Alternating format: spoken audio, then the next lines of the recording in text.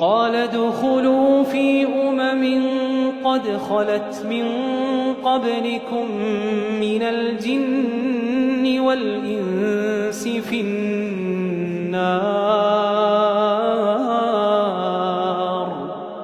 كلما دخلت أمة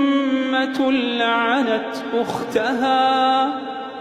حتى إذا اداركوا فيها جميعا قالت أخراهم لأولاهم ربنا هؤلاء أضلونا فآتهم